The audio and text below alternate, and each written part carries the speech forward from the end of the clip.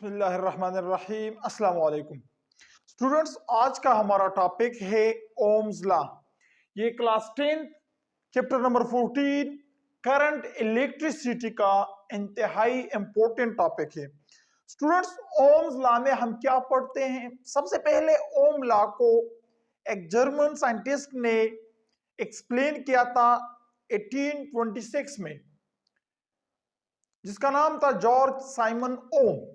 तो स्टूडेंट्स, इसका स्टेटमेंट क्या है? इसका स्टेटमेंट ये है कि current and a conductor is directly proportional to the applied voltage if the temperature and other physical conditions are kept constant.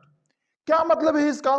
Students, इसका मतलब ये है कि किसी भी वायर के अंदर या किसी भी कंडक्टर के अंदर जो करंट की मकदार होगी, जो करंट की अमाउंट होगी, वो डिपेंड करेगी अप्लाइड वोल्टेज के ऊपर।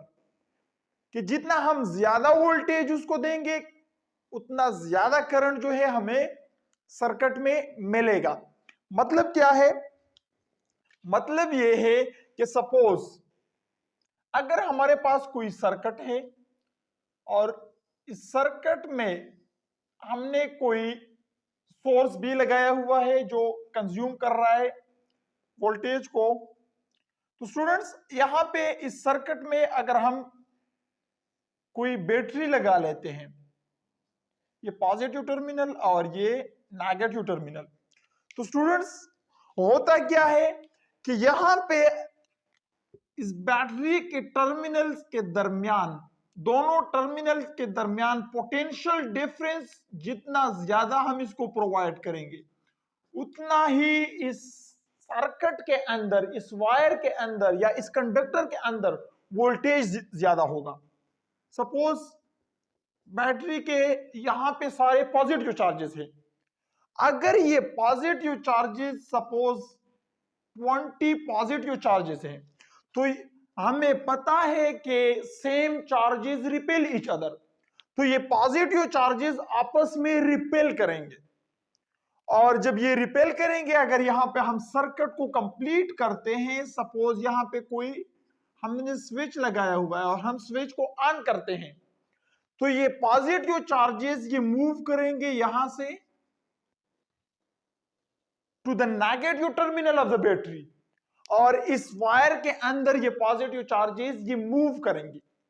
तो स्टूडेंट्स, अगर यहां पे 20 पॉजिटिव चार्जेस हैं तो ये 20 पॉजिटिव चार्जेस आपस में रिपेल करेंगी और इनके दरमियान जो ये फोर्स होगा, रिपल्सिव फोर्स, ये एक दूसरे के ऊपर लगाएंगे और इस रिपल्सिव फोर्स की वजह से ये चार्ज इस कंडक्टर के अंदर मूव करेगा। अगर ये रिपल्सिव फोर्स ज्यादा है तो ये चार्ज यहां से तेजी के साथ मूव करेगा। तो ये कब ज्यादा होगा? स्टूडेंट्स, अगर 20 की जगह यहां पे मैं 30, 40 या 50 पॉजिटिव चार्जेस रखता हूं, तो जब चार्जेस यहां पे पॉजिटिव सेम चार्जेस ये इंक्रीज हो जाते हैं, इसी तरह इस यहां पे नेगेटिव चार्जेस को मैं इंक्रीज करता हूं, तो क्या होगा? इनके दरमियान और इनके दरमियान ये रिपल्सिव फोर्स ज्यादा होगी। जब ये रिपल्सिव फोर्स ज्यादा होगी तो ये चार्ज ज्यादा तेजी के साथ मूव करेगा। तो ये चार्ज ज्यादा तेजी के साथ मूव करेगा। जब कोई चार्ज किसी कंडक्टर के अंदर मूव करता है तो इसको हम करंट कहते हैं।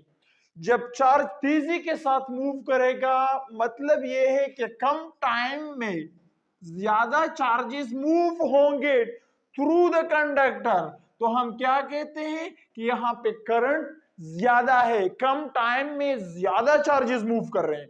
जब कम टाइम में ज्यादा चार्जेस मूव करेंगे एंड द सर्किट या इन द कंडक्टर, तो हम क्या कहते हैं कि यहां पे जो है चार्ज करंट जो है, करंट की मकदार ज्यादा है। तो स्टूडेंट्स, ये करंट की मकदार ज्यादा हो गई किस वजह से?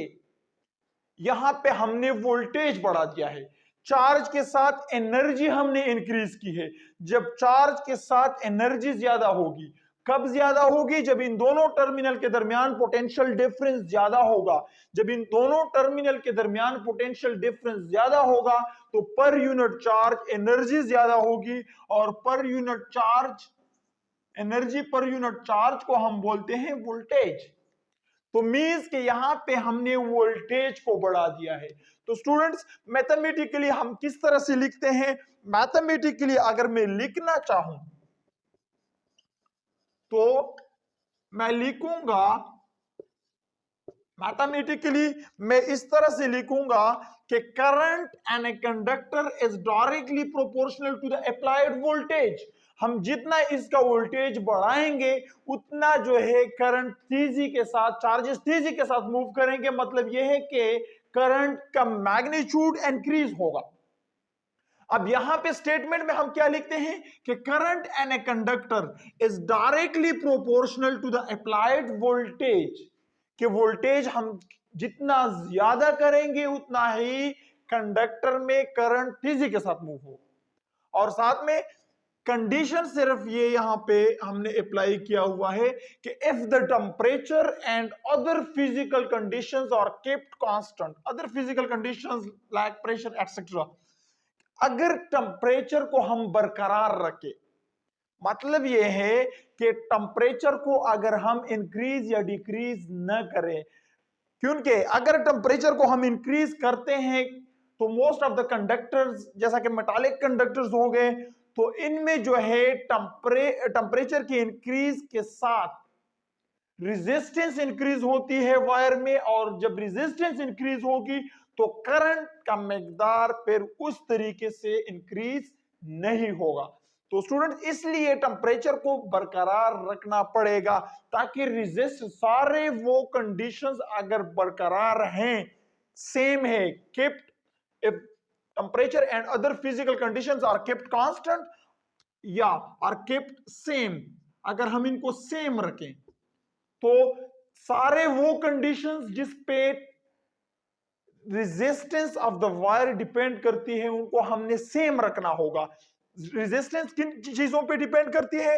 रेजिस्टेंस जो है हमारे पास डिपेंड करती है लेंथ ऑफ द वायर के ऊपर, रेजिस्टेंस डिपेंड करती है area of the cross sectional area of the conductor के ऊपर, रेजिस्टेंस डिपेंड करती है टेम्परेचर के ऊपर, टेम्परेचर को हम नहीं बढ़ाएंगे, प्रेशर में इंक्रीज डिक्रीज नहीं लाएंगे, तब जो है करंट इन द कंडक्टर ये directly proportional to the applied voltage होगा। तो अब स्टूडेंट्स, यहां पे अगर प्रोपोर्शनलिटी साइन को मैं हटाता हूं तो यहां पे इक्विलिटी साइन आएगा और साथ में एक कांस्टेंट आएगा के, तो इक्वेशन इस तरीके से बनेगा। अब स्टूडेंट्स, ये के क्या है? व्हाट इज के? ये कांस्टेंट क्या है? यहां पे जो कांस्टेंट के हम लगाते हैं वो 1/r के बराबर है। अगर यहां पे मैं जो है पुट कर लेता हूं 1/r, तो ये इक्वेशन, अगर इसको मैं इक्वेशन 1 का नाम देता हूं तो इक्वेशन 1 हमारे पास बनेगा current I is equal to 1/r multiply by voltage, multiply by voltage. तो ये इस तरीके से बनेगा, या फिर इसको मैं इस तरीके से भी लिख सकता हूं, अगर r को मैं बोथ साइड में मल्टीप्लाई करूं तो V is equal to IR, और ये सिंपलेस्ट फॉर्म है ओम लॉ का। स्टूडेंट्स, ये R क्या है? This is resistance in the circuit. And what is that resistance? Resistance as the opposition offered to the flow of charges in the conductor.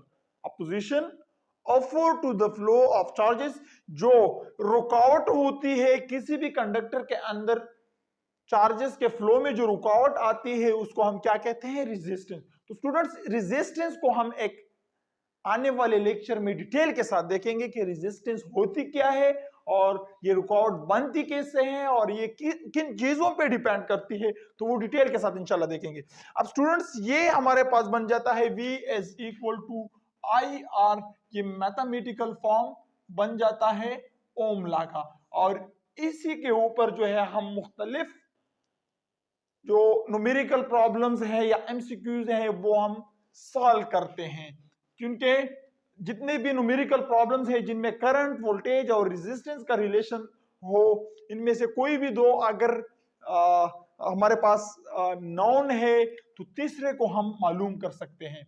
Suppose current non है, 4 ampere current है और resistance जो है 2 ओम है, तो दोनों को मल्टीप्लाई कर लें तो 8 वोल्ट हमारे पास वोल्टेज बनेगा।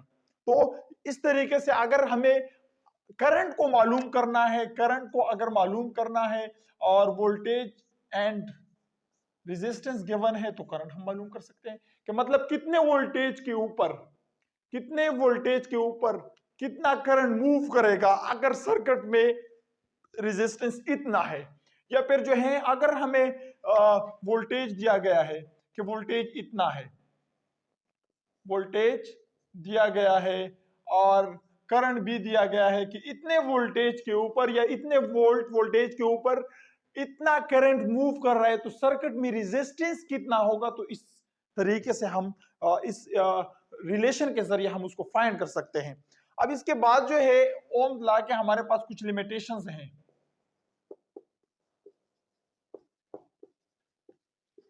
लिमिटेशंस इसके क्या है? तो स्टूडेंट्स ओम लॉ जो है ये हम सिर्फ जो है अप्लाई कर सकते हैं मेटालिक कंडक्टर के ऊपर। किस चीज के ऊपर? Metallic conductor. जितने भी मेटालिक कंडक्टर्स हैं वो जो है ओम्स लॉ को ओबे करते हैं।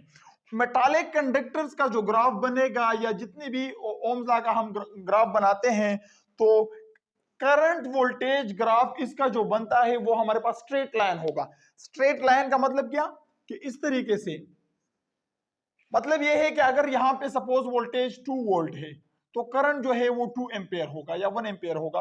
अगर इसको वोल्टेज को मैं डबल करता हूं 4 वोल्ट तो current must be double, current भी जो है हमारे पास 4 एम्पियर होना चाहिए। अगर इसको मैं और इंक्रीज करता हूं 6 वोल्ट वोल्टेज के ऊपर, अगर 4 वोल्ट वोल्टेज के ऊपर हमारे पास करंट 4 एम्पियर है तो 6 वोल्ट वोल्टेज के ऊपर करंट जो है वो मस्ट बी 6 एम्पियर। तो स्टूडेंट्स ये जो है इसका लाइन जो है वो स्ट्रेट इसलिए बनता है ग्राफ में, करंट वोल्टेज ग्राफ इसका स्ट्रेट मेटालिक कंडक्टर्स का इसलिए बनेगा कि जितना हम वोल्टेज बढ़ाते हैं उतना ही हमारे पास करंट में इंक्रीज आता है। और यही हमें ओम लॉ बताती है कि current is directly proportional to the applied voltage. और इसके अलावा जो है हमारे पास जो नॉन ओमिक कंडक्टर हैं, सपोज सेमीकंडक्टर्स, तो सेमीकंडक्टर्स के ऊपर जो है ये एप्लीकेबल नहीं है। ओम्स लॉ जो है it is not applicable on semiconductors, क्योंकि मेटालिक कंडक्टर्स में अगर हम टेम्परेचर इंक्रीज करते हैं, अगर हम टेम्परेचर इंक्रीज करते हैं तो विद इंक्रीजिंग टेम्परेचर जो है करंट में डिक्रीज आती है, रेजिस्टेंस इंक्रीज होती है। सेमीकंडक्टर्स में अगर हम देखें तो सेमीकंडक्टर्स में ग्राफ इस तरीके से नहीं बनता। सेमीकंडक्टर्स में इनिशियली हम वोल्टेज तो बढ़ाते हैं लेकिन वोल्टेज के इंक्रीज के साथ करंट में इंक्रीज नहीं आता, और फिर जब एक खास लेवल तक हम वोल्टेज बढ़ा देते हैं तो फिर अचानक जो है करंट में इंक्रीज आता है। तो इसका ग्राफ जो है वो स्ट्रेट लाइन नहीं बनता। करंट वोल्टेज ग्राफ जो है वो सेमीकंडक्टर्स के लिए स्ट्रेट लाइन नहीं बनता। या फिलामेंट ऑफ द बल्ब के लिए हम अगर ग्राफ देखें तो बल्ब के फिलामेंट को, तो वहां पे जो है हमारे पास जो करंट वोल्टेज ग्राफ होता है वो अगर हम थोड़ा सा भी वोल्टेज अप्लाई कर लें तो करंट में जो है ज्यादा इंक्रीज आ जाता है, लेकिन फिर जो है उसके बाद हम अगर और वोल्टेज बढ़ाते हैं तो उसके ऊपर करंट इंक्रीज नहीं होता, क्योंकि फिलामेंट ऑफ द बल्ब जो है वहां पे जब एक खास जो है वोल्टेज अगर एक खास लिमिट से बढ़ जाता है तो वहां पे क्या होता है, वहां पे टेम्परेचर इंक्रीज हो जाती है और टेम्परेचर की वजह से वहां पे रेजिस्टेंस इंतहाई इंक्रीज हो जाती है, जिसकी वजह से करंट में और इंक्रीज नहीं आता। तो फिलामेंट ऑफ द बल्ब में जो है हमारे पास ये ग्राफ बन जाता है। तो स्टूडेंट्स वहां पे जो है ओम लॉ ओबे वो नहीं करता। तो ओम लॉ जो है इनकी लिमिटेशंस क्या है कि इसको हम सिर्फ अप्लाई करेंगे मेटालिक कंडक्टर्स के ऊपर, जैसा कि सिल्वर हो गया या कॉपर हो गया या एल्यूमिनियम हो गया। तो ये मेटालिक कंडक्टर्स है, ये ओम लॉ को ओबे करते हैं और इसलिए इनको ओमिक कंडक्टर भी कहते हैं। ओमिक कंडक्टर क्योंकि ये ओम लॉ को ओबे करते हैं। वो कंडक्टर जो ओम लॉ को ओबे करते हो उनको हम ओमिक कंडक्टर कहते हैं। जो कंडक्टर ओम लॉ को ओबे करते हैं उनको हम ओमिक कंडक्टर कहते हैं। तो स्टूडेंट्स आज के इस लेक्चर में हमने क्या देखा, ओम लॉ। ओम लॉ किस को सबसे पहले प्रेजेंट किसने किया था, एक जर्मन साइंटिस्ट और जॉर्ज साइमन ओम ने इसको एक्सप्लेन किया था 1826 में। 1826 में इसको एक्सप्लेन किया था। इसका इंतहाई सिंपल जो है वो स्टेटमेंट है कि current in a conductor is directly proportional to the applied voltage if the temperature and other physical conditions are kept constant or kept the same। अगर टेम्परेचर और दीगर जो फिजिकल कंडीशंस हैं उनको हम सेम रखें तो current directly proportional to the applied voltage होगा। मतलब यह है कि जितना हम वोल्टेज इंक्रीज करेंगे उतनी ही मिकदार में करंट भी इंक्रीज होगा। अगर वोल्टेज को हम डबल करते हैं तो करंट भी डबल होगा। अगर वोल्टेज को हम 3 टाइम्स इंक्रीज करते हैं तो करंट भी 3 टाइम्स ही इंक्रीज होगा, क्योंकि करंट जो है ये basically the flow of charges in the conductor. और यहां पे जितना हम चार्ज को एनर्जी ज्यादा प्रोवाइड करेंगे तो वो ज्यादा तेजी के साथ मूव होगा। जब ज्यादा तेजी के साथ मूव होगा तो हम कहेंगे करंट इंक्रीज हो जाता है। अच्छा स्टूडेंट, तो यहां पे जो है मैथमेटिकल रिलेशन में current is directly proportional to the applied voltage. Proportionality sign की जगह हम हमेशा के लिए इक्विलिटी साइन लगाते हैं और साथ में एक कांस्टेंट लगाते हैं, और यहाँ पे जो कांस्टेंट है वो 1 ओवर r है, रेसिप्रोकल ऑफ रेजिस्टेंस, और r is resistance and the circuit. And हमारे पास जो रिलेशन बन जाता है सिंपल, वो ओम लॉ का ये रिलेशन बन जाता है। इसके ऊपर हम मुख्तलिफ से न्यूमेरिकल प्रॉब्लम्स या एमसीक्यूज वो इजीली सॉल्व कर सकते हैं। तो आई होप आज के इस लेक्चर से आपने बहुत कुछ सीखा होगा। मिलते हैं नेक्स्ट लेक्चर में, तब तक के लिए अस्सलाम।